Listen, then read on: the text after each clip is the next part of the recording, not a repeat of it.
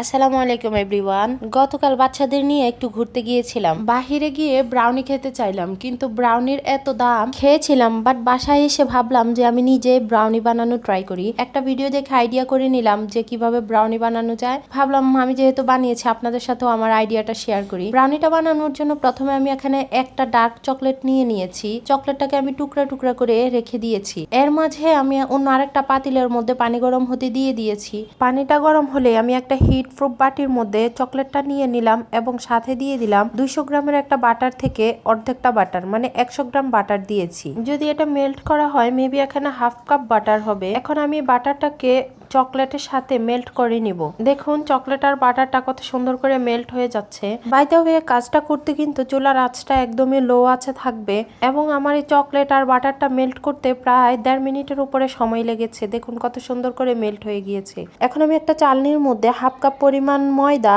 এবং 1/4 কাপ পরিমাণ cocoa powder নিয়ে চেলে নিব। আপনি বেকিং এর যে কোনো কাজ করতে যদি শুকনো উপকরণগুলোকে একটু চেলে নেন তাহলে কিন্তু বেকিংটা অনেক পারফেক্ট হয়। এখন আমি বেকিং ট্রেটা রেডি করে নিব। নর্মালি স্কোয়ার শেপের বাটিগুলো থাকে, এগুলোর মধ্যে ব্রাউনিটাকে রেডি করে থাকে এবং দেখতেও অনেক সুন্দর দেখা যায়। যেহেতু আমার কাছে নেই, আমার যে কেকের বাটি আছে সেটার মধ্যে ব্রাউনিটাকে রেডি করে নিব। এখন আমি অন্য আরেকটা বাটির মধ্যে 3টা ডিমকে ভেঙে নিয়ে নিব এবং এর সাথে অ্যাড করে দিব 1 কাপ পরিমাণ চিনি। আমি এখানে সাদা চিনিটা অ্যাড করেছি, আপনারা চাইলে ব্রাউন চিনিও দিতে পারেন। এরপরে অ্যাড করে দিলাম হাফ চামচ পরিমাণ বেকিং সোডা এবং 1 চামচ পরিমাণ ভ্যানিলা এসেন্স। এখন এই সব উপকরণগুলোকে একটা হুইক্সের সাহায্যে আমি মিক্স করে নিব। এই কাজটাকে কিন্তু আপনার অনেক ধৈর্য সহকারে করতে হবে। এই কাজটা করতে প্রায় 10 মিনিটের মতো সময় লেগেছিল। যতক্ষণ পর্যন্ত না চিনিটা সুন্দর করে মেল্ট হয়ে একটা ফোমি ফোমি ভাব আসছে ততক্ষণ পর্যন্ত এই কাজটা করতে হবে। আর আপনাদের যদি এক হাত দিয়ে করতে অসুবিধা হয় তাহলে অবশ্যই আপনারা 2 হাতে যেভাবে ডাল ঘুটনি দিয়ে ডাল ঘোটা হয় ওভাবেই আপনারা হুইক্সের সাহায্যে করতে পারেন। এতে কিন্তু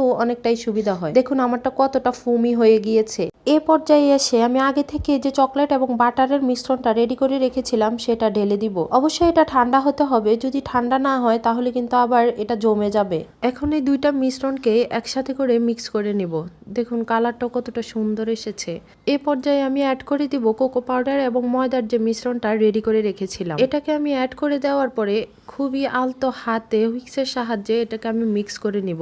এই কাজগুলো কিন্তু আপনারা দেখতেই পাচ্ছেন আমি কিভাবে ঘুরিয়ে ঘুরিয়ে করতেছি। এর মাঝে আমি একটু সল্ট দিয়ে দিলাম, খুব সামান্য পরিমাণের লবণটাকে অ্যাড করে দিয়ে আমি কিন্তু একইভাবে সেই হুইক্সের সাহায্যে ঘুরিয়ে ঘুরিয়ে মিক্স করে নিচ্ছি। এটা মিক্স করা হয়ে গেলে আমি এখন এটাকে আমি যে মোলটা রেডি করে রেখেছিলাম সেটার মধ্যে ঢেলে দিব। আপনাদের কাছে যদি স্কোয়ার শেপের বাটি থাকে তাহলে সেটাই আপনারা ইউজ করবেন।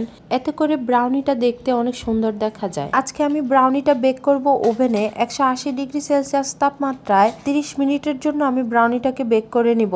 আপনারা চাইলে এটাকে চুলায় বেক করতে পারেন, সেম সময়ই লাগবে। ওভেন থেকে বের করার পর দেখুন ব্রাউনিটা কতটা পারফেক্ট হয়েছে। কেউ বুঝতে পারবে না খেয়ে যে এটা আমি ফার্স্ট টাইম বানিয়েছি। বিলিভ মি, পারফেক্ট একটা ব্রাউনি হয়েছে। আমার ছেলে মাশাআল্লাহ চকলেটের যে কোনো জিনিসে অনেক পছন্দ করে খায়, সেও এই ব্রাউনিটা অনেক পছন্দ করেছিল। আপনাদের যদি এই ভিডিওটি ভালো লাগে অবশ্যই ফ্রেন্ডস এন্ড ফ্যামিলির সাথে শেয়ার করে রাখবেন অথবা নিজের প্রোফাইলে সেভ করে রাখতে পারেন, যাতে করে পরবর্তীতে বানাতে সুবিধা হয়। এন্ড অবশ্যই লাইক এন্ড কমেন্ট করে যাবেন অ্যাকচুয়ালি আমার ব্রাউনিটা কেমন হয়েছে। আজ এ পর্যন্তই, সবাই ভালো থাকবেন। আল্লাহ হাফেজ।